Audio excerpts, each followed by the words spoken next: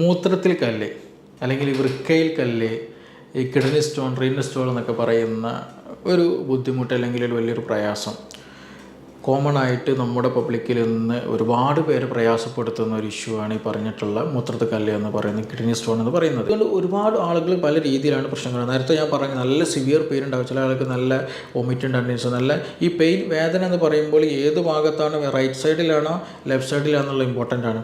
ഏത് കിഡ്നിയിലാണോ പ്രശ്നമുള്ളത് അതിനനുസരിച്ചിട്ടാണ് സൈഡിൽ വേദന ഉണ്ടാകുക. പിന്നെ ഡയറ്റിൽ നമ്മൾ ശ്രദ്ധിക്കാൻ പറഞ്ഞ ട്രീറ്റ്മെൻറ്റ് നമ്മൾ എന്താണ് ഈ പറഞ്ഞത്, അതായത് സ്റ്റോണിൻ്റെ സൈസ്, അതിൻ്റെ പൊസിഷൻ, ഏത് ടൈപ്പാണ്, അതിന് കൂടെ എന്തൊക്കെ പ്രശ്നങ്ങളുണ്ട്, മൂത്രത്തിൽ പൈപ്പുണ്ടോ, നല്ല സിവിയർ പെയിൻ മാത്രമാണോ, ബ്ലീഡിങ് ഉണ്ടോ, അങ്ങനെയുള്ള കാര്യങ്ങൾ നമ്മൾ ശ്രദ്ധിക്കണം. ഹലോ എവരിവൺ, ഞാൻ doctor Siraj, medical officer QNB hospital, Koduvally. മൂത്രത്തിൽ കല്ല് അല്ലെങ്കിൽ വൃക്കയിൽ കല്ല്, ഈ കിഡ്നി സ്റ്റോൺ, റീനൽ സ്റ്റോൺ എന്നൊക്കെ പറയുന്ന ഒരു ബുദ്ധിമുട്ട് അല്ലെങ്കിൽ ഒരു വലിയൊരു പ്രയാസം കോമൺ ആയിട്ട് നമ്മുടെ പബ്ലിക്കിൽ നിന്ന് ഒരുപാട് പേര് പ്രയാസപ്പെടുത്തുന്ന ഒരു ഇഷ്യൂ ആണ് ഈ പറഞ്ഞിട്ടുള്ള മൂത്രത്തിൽ കല്ല് എന്ന് പറയുന്നത്, കിഡ്നി സ്റ്റോൺ എന്ന് പറയുന്നത്. ഈ കിഡ്നി സ്റ്റോൺ അല്ലെങ്കിൽ റീനൽ സ്റ്റോൺ ഇത് എങ്ങനെയാണ് ഫോം ചെയ്യുന്നത് എന്നുള്ളത് പലർക്കും ഒന്നും അറിയില്ല. ഇതിന് ഒരുപാട് മെക്കാനിസം അല്ലെങ്കിൽ വലിയൊരു സിസ്റ്റം പുറമെ പഠിക്കണം എന്നില്ല. നമ്മുടെ കോമൺ സെൻസിൽ നമുക്കതിനെ സിമ്പിളായിട്ട് മനസ്സിലാക്കിയാൽ തന്നെ എന്താണ് അതിന് റീസൺ, എങ്ങനെയാണത് ഫോം ചെയ്യുന്നത് നമുക്ക് പെട്ടെന്ന് തിരിച്ചറിയാനും കഴിയും. അതിന് കൺട്രോൾ ചെയ്യാനൊരു പരിധി വരെ നമുക്ക് കഴിയുകയും ചെയ്യും. അപ്പോൾ ഇന്ന് നമ്മളിവിടെ പറയാൻ ഉദ്ദേശിക്കുന്നത് ഈ റീനൽ സ്റ്റോൺ, പലർക്കും പല അനുഭവങ്ങളുണ്ടാകും. റീനൽ സ്റ്റോൺ ഉള്ളവർക്ക് എന്താണ്, നല്ല സിവിയർ പെയിൻ ആവും. എസ്പെഷ്യലി മോർണിംഗ് സമയത്ത്, രാവിലെ എഴുന്നേൽക്കുന്ന ഒരു സമയത്ത് അല്ലെങ്കിൽ രാവിലത്തെ മൂത്രം പോകുന്ന സമയത്ത് സിവിയർ പെയിൻ ആയിരിക്കും. ഒരു എക്സ്പ്ലെയിൻ ചെയ്യാൻ പറ്റാത്ത നല്ല പെയിനായിരിക്കും ആ സമയത്ത് ഉണ്ടാവുക. പിന്നെ അതൊരു ഇഞ്ചക്ഷനൊക്കെ എടുത്ത് പിന്നെ ട്രീറ്റ് ചെയ്താൽ മാത്രമേ എന്തേ ഉള്ളൂ, അത് കാമായിട്ടല്ല കുറഞ്ഞു വരുന്നേ ഉള്ളൂ. നല്ല സിവിയർ പെയിൻ ഉണ്ട് നമുക്ക് പലർക്കും ഉണ്ടാകും. ചില ആളുകൾക്ക് സൈലൻറ്റ് സ്റ്റോൺ ഉണ്ടാവാറുണ്ട്. അതായത് വേറെ ബുദ്ധിമുട്ടുകളോ കാര്യങ്ങളോ ഒന്നും ഉണ്ടായിരിക്കില്ല, വേറെന്തോ വേദനയ്ക്ക് വേണ്ടിയിട്ട് അല്ലെങ്കിൽ വേറെന്തോ പ്രശ്നത്തിന് വേണ്ടിയിട്ട് ഒന്ന് സ്കാൻ ചെയ്ത് നോക്കുമ്പോഴാണ് കിഡ്നിയിൽ ഇങ്ങനെ സ്റ്റോൺ അല്ലെങ്കിൽ ഇങ്ങനെ സ്റ്റോണുള്ളതായിട്ട് നമ്മൾ കാണുക. അത് സൈലൻറ്റ് സ്റ്റോണുകൾ ചില ആളുകൾക്ക് അങ്ങനെ ഉണ്ടാകാറുണ്ട്. അത് സ്റ്റോൺ ഉണ്ടായിരിക്കും, പക്ഷേ അതുകൊണ്ട് വലിയ ഇഷ്യൂസ്, ബുദ്ധിമുട്ടുകൾ, കാര്യങ്ങൾ ഉണ്ടായില്ല. ചില ആളുകൾക്ക് നല്ല സ്റ്റോൺ ഉണ്ടായിരിക്കും, പിന്നെ അത് പിന്നീട് റീനൽ ഫെയിലിയറിലേക്ക് വരെ, കിഡ്നിയുടെ നോർമൽ പ്രവർത്തനം വരെ സ്റ്റോപ്പാക്കുന്ന രീതിയിലേക്ക് വരെ ഗ്രാജ്വലി എത്തുന്ന ചില കേസുകളുണ്ട്. അപ്പോൾ അതുകൊണ്ട് തന്നെ എന്താണ് കിഡ്നി സ്റ്റോൺ, ഇതാരിലാണിത് വരിക കൂടുതൽ, എങ്ങനെ ഇത് മാനേജ് ചെയ്യണം, ഏതൊക്കെ ട്രീറ്റ്മെൻറ്റ് സെഷനുകൾ നമുക്ക് ചെയ്യാൻ കഴിയും. ചില ആളുകൾ ഒറ്റമൂലി എന്നുള്ള സിസ്റ്റത്തിലേക്ക് പോയി പല അപകടങ്ങളിൽ ചെന്ന് ചാടുന്നവരൊക്കെ ഉണ്ട്. അപ്പോൾ അതൊക്കെ എന്താണ് എന്നുള്ളത് നമ്മൾ നിർബന്ധമായിട്ട് അറിയണം. അപ്പോൾ അതിൻ്റെയൊക്കെ മുന്നോടിയായിട്ട് അറിയേണ്ട സംഗതികളാണ് പറഞ്ഞ് എങ്ങനെയാണ് ഒരു സ്റ്റോൺ ഉണ്ടാവുക എന്നുള്ളത്. അപ്പോൾ ഇന്നത്തെ വീഡിയോയിൽ ഇതുമായി ബന്ധപ്പെട്ട ഒരു ചെറിയ വിഷയങ്ങളാണ് നമ്മളിവിടെ ഡിസ്കസ് ചെയ്യാൻ പോകുന്നത്. ഞാൻ നേരത്തെ തുടക്കത്തിൽ പറഞ്ഞു, നമ്മളിതെങ്ങനെയാണ് ഫോം ചെയ്യുക എന്നുള്ളത് നമ്മൾ ആദ്യം പറയണം. വലിയ ഒരു സിസ്റ്റമാണ്, വലിയൊരു ഫോക്കസ് ചെയ്യേണ്ട ഒരു മാറ്ററാണ്. പക്ഷേ ഇവിടെ ഞാൻ സിമ്പിളായിട്ട് ഒരു കോമൺ സെൻസിൽ നമുക്ക് ചിന്തിക്കാൻ പറ്റുന്ന ഒരു സെൻസിൽ മാത്രം ഒരു വിഷയം അവതരിപ്പിക്കുകയാണ്. പക്ഷേ ഇത് കംപ്ലീറ്റ് ശരിയാണെന്നല്ല, ജസ്റ്റ് ഒരു കോമൺ സെൻസിൽ വരുന്ന ഒരു തോട്ട്സ് മാത്രം നിങ്ങൾക്ക് ചിന്തിച്ചാൽ മനസ്സിലാക്കാമെന്നുള്ളൂ. നമുക്കൊക്കെ അറിയാം, ഏതൊരു സംഗതിയും വെള്ളം വറ്റുമ്പോഴാണ് അതിലുള്ള സാൾട്ടുകൾ സെഡിമെൻറ്റ് ചെയ്യൽ, അല്ലേ, സാൾട്ടുകൾ ഫോം ചെയ്യൽ. ഇപ്പോൾ നമ്മളൊരു കടൽ വെള്ളം ഒരു പാത്രത്തിൽ വെച്ച് ആ പാത്രത്തിൽ എന്ത് ചെയ്യും, വെള്ളം നീരാവിയായിട്ട് അത് ഡ്രൈ ആയി കഴിഞ്ഞാൽ ആ കടൽ വെള്ളത്തിലുണ്ടായിരുന്ന സാൾട്ട്, നമ്മളതുവരെ കാണാതിരുന്ന സാൾട്ട് എന്ത് ചെയ്യും, സെഡിമെൻ്റ് ആയിട്ട് ക്രിസ്റ്റൽ ഫോമിൽ നമുക്ക് കാണാൻ കഴിയും. അപ്പോൾ നമ്മുടെ ഹൈഡ്രേഷൻ നഷ്ടപ്പെട്ടാൽ, വെള്ളത്തിൻ്റെ എമൗണ്ട് കുറഞ്ഞാൽ എന്ത് ചെയ്യും, ഈ പറഞ്ഞ സാൾട്ട് ഫോമേഷൻ നടക്കും എന്നുള്ളത് ഒരു കോമൺ പ്രിൻസിപ്പിളാണ്. അപ്പോൾ നമ്മുടെ ശരീരത്തിലും എങ്ങനെയാണിത് നടക്കുന്നത് ചോദിച്ചാൽ, ഒരർത്ഥത്തിൽ പറഞ്ഞാൽ എന്താണ് ഈ പറഞ്ഞ വാട്ടർ എമൗണ്ട്, വെള്ളത്തിൻ്റെ ഒരു നോർമൽ എമൗണ്ട് ഉണ്ട്. ഓരോ ബോഡിക്കും ഓരോ പ്രൊപ്പോർഷൻസ് ഉണ്ടാവില്ലേ.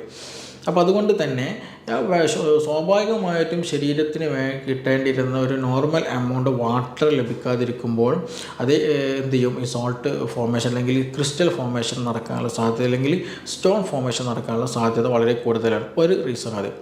രണ്ടാമത്, ഈ പ്രൊപ്പോർഷൻസ് എപ്പോഴും നോർമലായിരിക്കണം. അതായത് വാട്ടർ എമൗണ്ടും അതേപോലെ ഒരു സോൾട്ട് എമൗണ്ടും നോർമൽ ലെവൽ ഇങ്ങനെ പോകണം. ചില കേസുകൾ നമ്മൾ അമിതമായിട്ട് പ്രോട്ടീനുകൾ, റെഡ് മീറ്റുകളൊക്കെ യൂസ് ചെയ്യുമ്പോൾ യൂറിക് ആസിഡിൻ്റെ പ്രസൻസുകൾ കൂടുതലുണ്ടാവും. അപ്പോൾ ചുരുക്കി പറഞ്ഞാൽ നമ്മൾ ബ്ലഡിലും കാണുന്നിടത്തൊക്കെ എന്ത് ചെയ്യും, ശരീരത്തിന് പല ഭാഗങ്ങളിൽ യൂറിക് ആസിഡിൻ്റെ പ്രശ്നങ്ങൾ, ഗൗട്ടിൻ്റെ പ്രശ്നങ്ങൾ, കാൽമുട്ട് വേദന ഉണ്ടാവും. അപ്പോൾ കൂടുതൽ ഈ സ്പേസുകളിൽ ഈ യൂറിക് ആസിഡിൻ്റെ പ്രസൻസ് കാരണം ഈ കിഡ്നിയിൽ എന്ത് ചെയ്യും, ഇത് അക്യുമുലേറ്റ് ചെയ്ത് സ്റ്റോൺ ചാൻസ് ഉണ്ട്. ഈ ചില കേസ് കാൽസ്യത്തിൻ്റെ അതേപോലെ തന്നെയാണ്. കാൽസ്യം കൂടുതലായിട്ട് ബ്ലഡിൽ വന്നു കഴിഞ്ഞാൽ എന്ത് ചെയ്യും, ഗ്രാജ്വലി അത് സ്റ്റോണായി ഫോം ചെയ്യും. അപ്പോൾ ശരിക്കും പറഞ്ഞാൽ ചില വസ്തുക്കൾ, ചില സോൾട്ടി നാച്ചുറൽ അല്ലെങ്കിൽ സ്റ്റോൺ ആകാൻ സാധ്യതയുള്ള അതിൻ്റെ ഒരു നോർമൽ ലെവൽ കഴിഞ്ഞാൽ, അമിതമായിട്ട് രക്തത്തിൽ അതിൻ്റെ സാന്നിധ്യം ഉണ്ടായിക്കഴിഞ്ഞാൽ എന്ത് ചെയ്യും, അതിൻ്റെ പ്രസൻസ് കൂടിയത് കൊണ്ട് അത് പിന്നീട് ഇങ്ങനെ ഘനീഭവിച്ചിട്ട് അതൊരു സ്റ്റോണായി മാറാനുള്ള സാധ്യത വളരെ കൂടുതലാണ്. അപ്പോൾ ചുരുക്കി പറഞ്ഞാൽ, ഒന്ന് വെള്ളം കുറഞ്ഞത് കൊണ്ട്, വെള്ളം കുറയാൻ പല കാരണങ്ങളുണ്ട്. ഒന്ന് വെള്ളം കുടിക്കാത്ത റീസൺസ് ഉണ്ടാകും, രണ്ട് തീരെ കുടിക്കാത്ത റീസൺസ് ഉണ്ടാകും. ചിലത് എന്തെങ്കിലും നമ്മൾ മൂത്രമായിട്ടോ അല്ലെങ്കിൽ വയർപ്പിലൂടെയും മറ്റു അധ്വാനത്തിലൂടെ മറ്റു ഡൈജഷൻ റിലേറ്റഡ് ആയിട്ട് കൂടുതലായിട്ട് എന്ത് ചെയ്യും, നഷ്ടപ്പെടുകയും ചെയ്യും. പക്ഷേ അത് കൂടുതലായിട്ട് എന്ത് ചെയ്യില്ല, അതിനനുസരിച്ചിട്ട് നമ്മൾ വെള്ളം കുടിക്കാത്തൊരു കണ്ടീഷൻ ഉണ്ടാവാറുണ്ട് അല്ലേ. അപ്പോൾ അങ്ങനെയൊക്കെ പല രീതികൾ അതിനുള്ള അല്ലെങ്കിൽ പല റീസൺസുകൾ നമ്മുടെ ബോഡി ഫ്ലൂയിഡ് കുറയാനുള്ള കാരണങ്ങളുണ്ട്, വെള്ളം കൂടി കുറയാനുള്ള റീസൺസുകളുണ്ട്.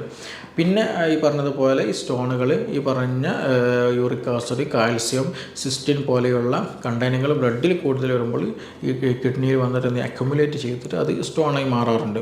അപ്പോൾ ഇതാണ് മെയിനായിട്ടുള്ള ഒരു സിമ്പിളായിട്ടുള്ള ഒരു കാര്യം നമുക്ക് മനസ്സിലാക്കാവുന്ന. വെള്ളം പറ്റിയാൽ സ്റ്റോൺ ഉണ്ടാകുമെന്നുള്ളതും, അതേപോലെ വെള്ളത്തിൽ കൂടുതലായിട്ട് എന്താ പറയുക സോൾട്ടി നേച്ചർ ഉണ്ടെങ്കിൽ എന്തായിരിക്കും, അതിൻ്റെ താഴ്ഭാഗത്ത് അതിങ്ങനെ സോൾട്ട് ഇങ്ങനെ സെഡിമെൻ്റ് ചെയ്തിട്ട് വരും, സോൾട്ട് ഇങ്ങനെ ഉപ്പ് ഇങ്ങനെ അടിഞ്ഞു കൂടി വരും, അങ്ങനെ പ്രതിഭാസമുണ്ട്. അപ്പോൾ അതുകൊണ്ട് തന്നെ ഈ രണ്ട് സിമ്പിളായിട്ട് പറഞ്ഞ കേട്ടോ, ഞാനിത് ഗ്രാജ്വലി വലിയൊരു ടോപ്പിക്കാണ്, പക്ഷേ പെട്ടെന്ന് മനസ്സിലാകാൻ വേണ്ടിയിട്ടാണ് ഇങ്ങനെ ഒരു വിഷയം ഞാൻ പറഞ്ഞതിൽ ഒരു കോമൺ ഒരു വ്യക്തിക്ക് മനസ്സിലാകുന്നതിന് വേണ്ടിയിട്ട്. അപ്പോൾ അതുകൊണ്ട് തന്നെ ഇതുകൊണ്ട് ഒരുപാട് ആളുകൾ പല രീതിയിലാണ് പ്രശ്നങ്ങൾ. നേരത്തെ ഞാൻ പറഞ്ഞു നല്ല സിവിയർ പെയിൻ ഉണ്ടാകും, ചില ആൾക്ക് നല്ല വോമിറ്റിംഗ് ടെൻഡൻസി, നല്ല ഈ പെയിൻ വേദന എന്ന് പറയുമ്പോൾ ഏത് ഭാഗത്താണ്, റൈറ്റ് സൈഡിലാണോ ലെഫ്റ്റ് സൈഡിലാണോ എന്നുള്ളത് ഇമ്പോർട്ടൻ്റ് ആണ്. ഏത് കിഡ്നിയിലാണോ പ്രശ്നമുള്ളത് അതിനനുസരിച്ചിട്ടാണ് സൈഡിൽ വേദന ഉണ്ടാകുക. അത് മാത്രമല്ല, അത് നമ്മുടെ രണ്ട് തുടയുടെ ഭാഗത്തേക്ക് എന്ത് ചെയ്യും, ആ വേദന റേഡിയേറ്റ് ചെയ്യും. ആ ഭാഗത്ത്, ആ ഗ്രോയിൻ റീജിയനിലൊക്കെ എന്ത് ചെയ്യും, നല്ല സിവിയർ വേദന ഉണ്ടാകും. ഒരു വർക്കോ ഒരു കാര്യവും ഒന്നും നടക്കില്ല, ഒന്ന് റെസ്റ്റിലിരിക്കാൻ പോലും കഴിയാത്ത സിവിയർ പെയിൻ ആയിരിക്കും ഉണ്ടാവില്ല. ചില ആളുകൾക്ക് നല്ല ഫീവർ ഉണ്ടായിരിക്കും, കാരണം ഈ പോകാനുള്ള പ്രയാസം ഉണ്ടായിരിക്കുമല്ലോ സ്വാഭാവികമായിട്ടും. അപ്പോൾ യൂറിനറി യൂട്ടിൻ്റെ പ്രശ്നങ്ങളുണ്ടായിരിക്കും. പിന്നെ അതുപോലെ ചില ആളുകൾക്ക് കൂടുതലായിട്ട് ബ്ലഡ് പാസ് ചെയ്യും. ഈ സ്റ്റോൺ എന്താണെന്ന് വെച്ചിട്ടുണ്ടെങ്കിൽ പല രീതിയിൽ പല ഷേപ്പിലുണ്ടാവും. ചിലത് നല്ല ഹാർഡായിട്ടുള്ള സ്റ്റോണുകളായിരിക്കും, നല്ല കൂർത്ത മുനകളൊക്കെ ഉണ്ടാകും. അപ്പോൾ ഇത് നമ്മുടെ കിഡ്നിയുടെ ഉള്ളിലുള്ളത് അല്ലെങ്കിൽ യൂറേറ്റർ മൂത്രം വരുന്ന കുഴലൊക്കെ ഉണ്ടല്ലോ, അതിന്മേൽ ചെറിയ സ്ക്രാച്ചുകൾ വീഴ്ത്തും. അപ്പോൾ ചെറിയ മുറിവുണ്ടാകും. അവിടുന്ന് ഇങ്ങനെ ബ്ലഡ് ലീക്കായിട്ട് മൂത്രത്തിലൂടെ അങ്ങനെ ബ്ലഡ് പോകുന്ന കണ്ടീഷനുകൾ ചില സമയത്തുണ്ടാകും. അതെല്ലാവർക്കും ഓരോരുത്തർക്കും ഓരോ സ്റ്റോണിൻ്റെ നാച്ചുറായിട്ട് ഉണ്ടാവില്ല. സ്റ്റോൺ നിൽക്കുന്ന സ്ഥലം ഉണ്ടാവും. ചിലപ്പോൾ നമ്മൾ യൂറേറ്റർ മൂത്രനാളികളിലായിരിക്കും, ചിലപ്പോൾ കിഡ്നിയുടെ ഉള്ളിലായിരിക്കും ഉണ്ടാവുക, ചിലപ്പോൾ മൂത്രസഞ്ചിയിൽ ചില ആളുകൾക്ക് ബ്ലാഡർ സ്റ്റോൺ എന്നുള്ള പേരിലൊക്കെ ഉണ്ടാകാറുണ്ട്. അപ്പോൾ ചുരുക്കി പറഞ്ഞാൽ ഈ സിംറ്റം എന്നുള്ള പറയുന്നത് എന്താണ്, എസ്പെഷ്യലി അത് എവിടെയാണോ അത് നിലകൊള്ളുന്നത് അതിനനുസരിക്കും. ഇപ്പോൾ യൂറേറ്ററിലാണ് മൂത്രം പോകുന്ന കുഴലിലൊക്കെയാണ് സ്റ്റോൺ ഉള്ളത്, വലിയ സ്റ്റോൺ അവിടെ ഇങ്ങനെ അടഞ്ഞു കിടക്കുന്നുണ്ടെങ്കിൽ തീർച്ചയായിട്ടും എന്താണ്, മൂത്രം ശരിയായ രീതിയിൽ കിഡ്നിയിൽ നിന്ന് ബ്ലാഡറിൽ നിന്ന് പുറത്തേക്ക് പോകില്ല. അപ്പം കിഡ്നിക്ക് എന്ത് ചെയ്യും, വലിയ ഭാരം വരും, നീർക്കെട്ട് വരും, അതിന് നശിച്ചു പോകുന്ന ഒരു കണ്ടീഷൻ ഉണ്ടാകും. കിഡ്നി ഫെയിലിയറിലേക്ക് അത് ഗ്രാജ്വലി നയിക്കുമെന്നുള്ളതാണ് അതിൻ്റെ ഒരു ട്രൂത്ത്.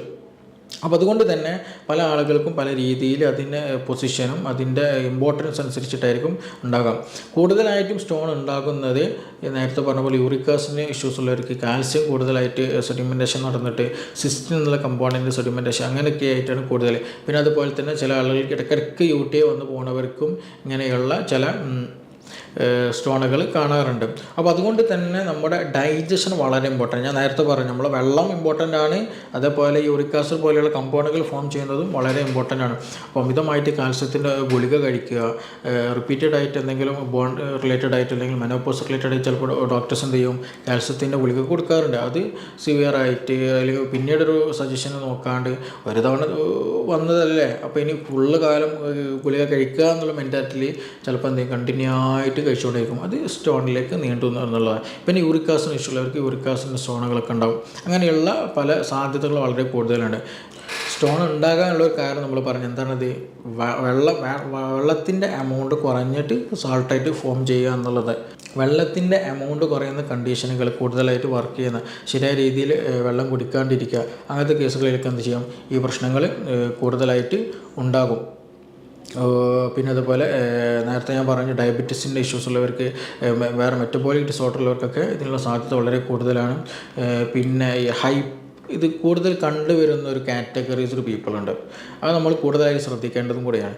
എസ്പെഷ്യലി കൂടുതൽ ഹൈപ്പർ ആക്ടിവിറ്റി, എപ്പോഴും ഒരു ചൂടൻ പ്രകൃതക്കാരുണ്ടാവും, പെട്ടെന്ന് ദേഷ്യപ്പെടുക, ഒരു ഹൈപ്പർ ആക്ടിവിറ്റി ആയിട്ടിരിക്കുക, കൂടുതൽ ഒരു സ്റ്റെബിലിറ്റി ഇല്ലാണ്ടുള്ള മൂവ്മെൻറ്റ് അല്ലെങ്കിൽ സ്റ്റെബിലിറ്റി ഇല്ലാണ്ട് വർക്ക് ചെയ്യുന്ന, എപ്പോഴും എന്തെങ്കിലും ആക്റ്റീവായിട്ട് നിൽക്കുന്നവർ, അപ്പോൾ അവർക്ക് എപ്പോഴും കൂടുതൽ ദാഹം ഉണ്ടായിരിക്കും, എപ്പോഴും ഗ്യാസ്ട്രിക് ഇഷ്യൂസ് ഉണ്ടായിരിക്കും, വയറ്റിൽ അസ്വസ്ഥത, ഗ്യാസിൻ്റെ ഇഷ്യൂസ്, ഛർദ്ദിക്കാൻ വോമിറ്റിംഗ് വരിക, വയറുവേദന വരിക, അൾസറിൻ്റെ പ്രശ്നങ്ങൾ, വായിൽ ഇടയ്ക്കിടയ്ക്ക് പുണ്ണ് വരിക, അങ്ങനെയുള്ളവർക്കൊക്കെ ഇത് വരാനുള്ള സാധ്യത വളരെ കൂടുതലാണ്. പിന്നെ അതുപോലെ തന്നെയാണ് ഉറക്കം കമ്മി, ഉറങ്ങൂല, എല്ലാ വർക്കും കഴിഞ്ഞിട്ട് എന്ത് ചെയ്യും, സമയം ഉണ്ടെങ്കിൽ ഉറങ്ങുക എന്നുള്ളത്. അങ്ങനെയുള്ളവർ ഗ്രാജ്വലി ബോഡി ഹീറ്റ് കൂടും. അങ്ങനെയുണ്ട്, ബോഡി ഹീറ്റ് കൂടിക്കൂടി വരും. കാരണം നമ്മുടെ ബോഡി പകൽ എന്നുള്ള സമയം നമ്മൾ ആക്റ്റീവായിരിക്കേണ്ടതാണ്. നൈറ്റ്, രാത്രി സമയത്ത് നമ്മൾ ഉറങ്ങേണ്ട സമയമാണ്. ഈ ഉറങ്ങുന്ന സമയത്ത് നമ്മുടെ ബോഡിയിൽ ഒരുപാട് മെക്കാനിസം സ്പെഷ്യലായിട്ട് നടക്കാണ്ട്, റീജനറേഷൻ മെക്കാനിസംസ്, ഗ്രോത്ത്, ഹോർമോൺ പ്രൊഡക്ഷൻസുകൾ, എൻസൈം പ്രൊഡക്ഷൻസുകൾ, അങ്ങനെ സ്പെസിഫിക് ആയിട്ടുള്ള ചില ഫങ്ഷൻസുകൾ നടക്കേണ്ടതുണ്ട്. അതിനു വേണ്ടിയിട്ടാണ് യഥാർത്ഥത്തിൽ പ്രകൃതിയാൽ തന്നെ രാത്രി ഒരു റെസ്റ്റ് ടൈം നമുക്ക് ക്രിയേറ്റ് ചെയ്ത് വെച്ചിട്ടുള്ളത്. അപ്പോൾ അതുകൊണ്ട് തന്നെ നമ്മൾ ഉറങ്ങുന്നില്ല എന്നുണ്ടെങ്കിൽ നമ്മുടെ ബോഡി കൂളാക്കില്ല, ബോഡി വല്ലാണ്ട് ഹൈപ്പറായിട്ട് ഹീറ്റ് ആവുക, അങ്ങനെ ഒരു കണ്ടീഷൻ വരും. അപ്പോൾ അങ്ങനെയുള്ളവർക്ക് ഈ പറഞ്ഞതുപോലെ ബോഡി ചുരുങ്ങി വരും. ഒരു നോർമൽ സിറ്റുവേഷനിൽ ബോഡി ഇങ്ങനെ ഫിറ്റ്നസ് കുറഞ്ഞു വരും, മസ്കുലർ ബോഡി പെയിൻ, എല്ലാ പ്രശ്നങ്ങളും വരും. കൂടെ ഈ സ്റ്റോണിൻ്റെ പ്രശ്നം ഉണ്ടാകാൻ സാധ്യതയുണ്ട്. പിന്നെ അതുപോലെ സ്ട്രെസ്സ് കൂടുതലായിട്ടും, വളരെ മെൻ്റലി ഡിപ്രസ്ഡ് ആയിട്ടുള്ള, ഭയങ്കര ആങ്സൈറ്റിൻ്റെ പ്രശ്നങ്ങൾ, മാനസികമായിട്ട് അസ്വസ്ഥത ഉള്ളവർക്കും ഈ പറഞ്ഞിട്ടുള്ള സ്റ്റോണിന് ഉണ്ടാകാൻ സാധ്യത വളരെ കൂടുതലാണ്. ഇത് പറയുമ്പോൾ ഇതൊരു സുപ്രഭാതത്തിൽ പെട്ടെന്ന് ഉണ്ടാകുമെന്നല്ല, ഇത് ഗ്രാജ്വലി വരുമ്പോഴാണ്. പലപ്പോഴും നമുക്കൊരു സിംറ്റം ഉണ്ടാകുമ്പോൾ, ഒരു നല്ല പെയിന് വരുന്ന സമയത്ത് ആണ് നമ്മളിത് എന്താണെന്ന് അന്വേഷിക്കുകയുള്ളൂ. അപ്പോൾ മാത്രമേ ഈ പറഞ്ഞ സ്റ്റോണാണ്, ഇതാണ് വേദനക്ക് കാരണമെന്ന് നമ്മൾ ചിന്തിക്കുകയുള്ളൂ. അല്ലാതെ ചിലപ്പോൾ അത് സ്റ്റോൺ ഫോം ചെയ്ത് മൂത്രത്തിലൂടെ പാസ് ചെയ്ത് പോകുന്നുണ്ടാകാം. ചിലപ്പോൾ ഒരുപാട് സ്റ്റോണുകൾ നമ്മുടെ ബോഡിയിൽ ഉണ്ടായിരിക്കാം. പക്ഷെ അതൊക്കെ സൈലൻ്റ് ആണ്. അതുകൊണ്ട് നമുക്ക് ഇൻഫെക്ഷൻസ് ഇല്ല, മറ്റു ബുദ്ധിമുട്ടുകൾ കാര്യങ്ങളൊന്നുമില്ല. അത് ടെൻഷൻ അടിക്കേണ്ട ആവശ്യമില്ല. പക്ഷെ നന്നായിട്ട് ഉണ്ടെങ്കിൽ, സൈലൻറ്റ് സ്റ്റോണുകൾ ഉണ്ടെങ്കിൽ തീർച്ചയായിട്ടും നന്നായിട്ട് വെള്ളം കുടിക്കണം. പിന്നീട് സ്റ്റോൺ ഇനി ഫോം ചെയ്യാനോ ഉള്ളത് പോകാനോ ഒക്കെ വേണ്ടിയിട്ട് നന്നായിട്ട് വെള്ളം കുടിക്കുക എന്നുള്ളതാണ് നമ്മൾ പ്രൈമറിലി ചെയ്യേണ്ട ഒരു കാര്യം എന്നുള്ളത്. പിന്നെ നമ്മൾ ലൈഫ് സ്റ്റൈൽ, ഉറക്കം, മറ്റു കാര്യങ്ങളൊക്കെ ശ്രദ്ധിക്കുക, ഡയറ്റ് ശ്രദ്ധിക്കുക, അങ്ങനെയുള്ളതൊക്കെ നോർമലിലേക്ക് കൊണ്ടുവരിക എന്നുള്ളതാണ്. എന്നാൽ തന്നെ നമുക്ക് സൈലൻറ്റ് സ്റ്റോണിന് നമുക്ക് ഒരു സിവിയാരിറ്റിയിലേക്ക് എത്താതെ നമുക്ക് മാനേജ് ചെയ്യാൻ കഴിയുന്നതാണ്. പിന്നെ ഇതിൻ്റെ ട്രീറ്റ്മെൻറ്റ് സെഷനിൽ നമ്മൾ പ്രൈമറി ശ്രദ്ധിക്കുന്ന ഡയറ്റിൽ പറഞ്ഞ പോലെ യൂറിക് ആസിഡ് ഏത് സ്റ്റോണാണെന്നുള്ള അറിയണം. അപ്പോൾ സ്റ്റോണിൻ്റെ പ്രസൻസ് യൂറിക് ആസിഡ് കൊണ്ടാണോ അല്ലെങ്കിൽ കാൽസ്യം കൊണ്ടാണോ വേറെ എന്തെങ്കിലും കൊണ്ടാണോ എന്ന് അറിഞ്ഞിട്ട് അതിൻ്റെ ഡയറ്റ് നമ്മൾ എന്ത് ചെയ്യണം, ക്രമീകരിക്കാൻ ശ്രദ്ധിക്കണം. പിന്നെ ഫ്രൂട്ട്സുകൾ, വെജിറ്റബിൾസ് നന്നായിട്ട് കഴിക്കുക. എസ്പെഷ്യലി വാട്ടറി കണ്ടില്ല, തണ്ണിമത്തൻ, കക്കരിക്ക, വെള്ളരിക്ക പോലെയുള്ളത് കൂടുതൽ എന്ത് ചെയ്യുക, ഇൻടേക്ക് ചെയ്യാൻ ശ്രദ്ധിക്കുക. പിന്നെ വാഴപ്പഴം ഒക്കെ നന്നായി കഴിക്കുന്നത് വളരെ നല്ലതാണ്, ചെറുപഴങ്ങളൊക്കെ. അപ്പോൾ അതുകൊണ്ട് അതൊക്കെ ഡയറ്റ് നല്ലതാണ്. ഫ്രൂട്ട്സുകൾ, വെജിറ്റബിൾസിൽ, പച്ചക്കറികൾ കഴിക്കുക, നന്നായിട്ട് വെള്ളം കുടിക്കാൻ എന്ത് ചെയ്യുക. എസ്പെഷ്യലി നമ്മുടെ ജീരക വെള്ളമോ അതേപോലെ കൊത്തമ്പാലി എന്ന് പറയുന്നുണ്ടല്ലോ, കൊറിയാൻഡർ, അത് തിളപ്പിച്ചിട്ട് വെള്ളം കുടിക്കുക. അതൊക്കെ യൂറിൻ ഔട്ട്പുട്ട് വളരെ നന്നായിട്ട് കൂട്ടും. അപ്പോൾ അങ്ങനെയുള്ള സിമ്പിൾ ഡൈജസ്റ്റഡ് ആയിട്ടുള്ള, സിമ്പിൾ ഈസി ആയിട്ട് നമുക്ക് ലഭിക്കേണ്ട ഒരു വാട്ടറി നേച്ചർ കൂടിയിട്ടുള്ള എന്ത് ചെയ്യുക, ഫുഡുകൾ, ഡയറ്റുകൾ, ഫ്രൂട്ട്സുകൾ, കാര്യങ്ങളൊക്കെ ശ്രദ്ധിക്കാം. പിന്നെ അതുപോലെ ട്രീറ്റ്മെൻറ്റ് പലരും, ഞാൻ തുടക്കത്തിൽ പറഞ്ഞു, പല ആളുകളും പല ഒറ്റമൂലികളിലേക്ക് നീങ്ങുക, ഒരു ചെറിയൊരു പ്രോപ്പർ വേയിൽ ട്രീറ്റ്മെൻറ്റ് പോകാതിരിക്കാത്തൊരു കണ്ടീഷൻ ചില ആളുകൾക്ക് ഉണ്ടാകാറുണ്ട്.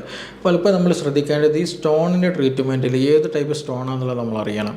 അതിൻ്റെ സൈസ് എത്ര ഉണ്ടെന്ന് നമ്മൾ അറിയൽ നിർബന്ധമാണ്. അത് ഏത് പൊസിഷനിലാണ് എന്നുള്ളത്, അതിൻ്റെ കണ്ടീഷൻ എന്താണെന്നുള്ള അറിയൽ നിർബന്ധമാണ്. അതേപോലെ അതിൻ്റെ സിംറ്റംസ്, അതുമായി ബന്ധപ്പെട്ട് എന്തൊക്കെ ബുദ്ധിമുട്ടുണ്ടെന്ന് അറിയൽ നിർബന്ധമാണ്. കാരണം ചില കേസ് ഞാൻ നേരത്തെ പറഞ്ഞു, നമ്മൾ സ്റ്റോണിൻ്റെ കേസ് ഉണ്ടാവും, ആ സ്റ്റോൺ കാരണം മുറിവ് വന്നാൽ ബ്ലീഡിങ് വരും, മറ്റു പ്രശ്നങ്ങളുണ്ടാവും. അപ്പോൾ അത് ഒന്ന് പരിഗണിക്കേണ്ട കേസാണ്. ചില കേസുകൾ ഞാൻ നേരത്തെ പറഞ്ഞു, നമ്മൾ മൂത്രം പോകുന്ന ട്യൂബിൽ കുടുങ്ങിക്കിടക്കും. അങ്ങനെ ബ്ലോക്കായി കിടക്കുന്നാൽ ശരിയായ രീതിയിൽ യൂറിൻ പോകില്ല, ഡാമേജഡ് ആയിട്ട് അല്ലെങ്കിൽ ലിവർ, കിഡ്നി ഫെയിലിയറിലേക്ക് അത് നീങ്ങും എന്നുള്ളതാണ്. കിഡ്നിക്ക് നീർക്കെട്ട് വന്ന് അത് അതിൻ്റെ പ്രവർത്തനം നഷ്ടപ്പെട്ടു പോകും. അപ്പോൾ അതൊക്കെ നമുക്ക് പെട്ടെന്ന് തന്നെ ചെയ്യേണ്ടതാണ്. പിന്നെ അതുപോലെ ചില കേസുകൾ സ്റ്റോണിൻ്റെ സൈസ് ഇമ്പോർട്ടൻ്റ് ആണ്. വലിയ സൈസുള്ളത് നിർബന്ധമായിട്ടും നമ്മളെന്ത് ചെയ്യണം, ഇത് സർജറി ചെയ്തിട്ട് തന്നെ ഒരുപാട് മെത്തേഡ്സുകൾ, ഞാൻ അതിലേക്കൊന്നും സ്പെസിഫിക് ആയിട്ട് പോകുന്നില്ല. അപ്പോൾ സർജറി ചെയ്യേണ്ട കേസ് സർജറി ചെയ്തിട്ട് തന്നെ പോകണം. ചില കേസുകൾ ചെറിയത് നമുക്ക് എന്താ ചെയ്യുക, ഒരു സ്മോൾ സൈസൊക്കെ വരുന്നത് മെഡിസിൻസ് കഴിച്ചിട്ട് നല്ല പ്രോപ്പർ ഡയറ്റ് ചെയ്തിട്ട് നന്നായിട്ട് വെള്ളം കുടിച്ചിട്ട് തന്നെ നമുക്കത് ട്രീറ്റബിൾ. ഒരുപാട് കേസുകൾ നമുക്കങ്ങനെ യൂറിനിലൂടെ മൂത്രത്തിലൂടെ തന്നെ എന്താ യൂറിൻ പാസ് ചെയ്യുന്ന സമയത്ത് തന്നെ സ്റ്റോൺ പോയ റിസൾട്ടുകൾ ഉണ്ടായിട്ടുണ്ട്. അപ്പോൾ നമ്മൾ ശ്രദ്ധിക്കേണ്ടത് ഈ പറഞ്ഞതുപോലെ എങ്ങനെയാണിത് ഫോം ചെയ്യുക എന്ന് പറഞ്ഞു. പിന്നെ ഡയറ്റിൽ നമ്മൾ ശ്രദ്ധിക്കേണ്ട പറഞ്ഞ ട്രീറ്റ്മെൻറ്റ് നമ്മൾ എന്താണ് ഈ പറഞ്ഞത്, അതായത് സ്റ്റോണിൻ്റെ സൈസ്, അതിൻ്റെ പൊസിഷൻ, ഏത് ടൈപ്പാണ്, അതിന് കൂടെ എന്തൊക്കെ പ്രശ്നങ്ങൾ, മൂത്രത്തിൽ പൈപ്പുണ്ടോ, നല്ല സിവിയർ പെയിന് മാത്രമാണോ, ബ്ലീഡിങ് ഉണ്ടോ, അങ്ങനെയുള്ള കാര്യങ്ങൾ നമ്മൾ ശ്രദ്ധിക്കണം. പിന്നെ അതുപോലെ ഈ ലിവറിന് എന്തെങ്കിലും കിഡ്നിക്ക് എന്തെങ്കിലും നീർക്കെട്ട് വന്നിട്ടുണ്ടോ, അവിടെ എന്തെങ്കിലും ബൾജിങ് ഉണ്ടോ, അതിൻ്റെ പ്രവർത്തനം എത്രത്തോളം മാറ്റം വന്നിട്ടുണ്ട്, അതൊക്കെ നമ്മൾ അറിയണം. അപ്പോൾ അതൊക്കെ അറിഞ്ഞെങ്കിൽ മാത്രമേ ശരിയായ രീതിയിൽ ട്രീറ്റ്മെൻറ്റിലേക്ക് ഫോക്കസ് ചെയ്ത് നമുക്ക് പോകാൻ കഴിയും. അല്ലാതെ നമ്മൾ ട്രീറ്റ്മെൻറ്റ് ചെയ്താൽ നമുക്ക് ശരിയായ രീതിയിൽ റിസൾട്ട് കിട്ടില്ല. പിന്നെ ശരിയായ രീതിയിൽ നമുക്കത് ശരിയായ രീതിയിലേക്കാണെങ്കിൽ പിന്നീട് അത് ബാഡിലേക്ക് നീങ്ങും, ഒരുപാട് പ്രശ്നങ്ങളിലേക്ക് നീങ്ങുകയുള്ളൂ. അപ്പോൾ അതുകൊണ്ട് തന്നെ ഇത് സ്വയം ഒരിക്കലും എന്ത് ചെയ്യരുത്, ട്രീറ്റ്മെൻറ്റ് ചെയ്യരുത്. അതിൻ്റെ കാര്യങ്ങൾ സ്കാൻ ചെയ്തിട്ടും മറ്റു ടെസ്റ്റുകൾ, യൂറിൻ ടെസ്റ്റ് ചെയ്തിട്ടും മറ്റു കാര്യങ്ങൾക്ക് ചെയ്തിട്ട് പ്രോപ്പർ ഡയഗ്നോസിഡ് മെത്തേഡിലൂടെ മാത്രമേ നമ്മളത് ട്രീറ്റ് ചെയ്യാൻ പോവുകയുള്ളൂ പാടുള്ളൂ. അത് നമ്മൾ നിർബന്ധമായിട്ട് ശ്രദ്ധിക്കണം. ഇനി ഇതുമായി ബന്ധപ്പെട്ട എന്തെങ്കിലും കൂടുതൽ അറിയണമെന്നുണ്ടെങ്കിൽ, ട്രീറ്റ്മെൻറ്റ് സെഷൻ കൂടുതൽ മനസ്സിലാക്കണമെന്നുണ്ടെങ്കിൽ തീർച്ചയായിട്ടും നിങ്ങൾക്ക് ഈ നമ്പറിൽ ബന്ധപ്പെടാം, നമുക്കത് ഡിസ്കസ് ചെയ്യാവുന്നതാണ്. ഇനി നമുക്ക് മറ്റൊരു വിഷയവുമായി ബന്ധപ്പെട്ടിട്ട് വീണ്ടും കാണാം. Thank you.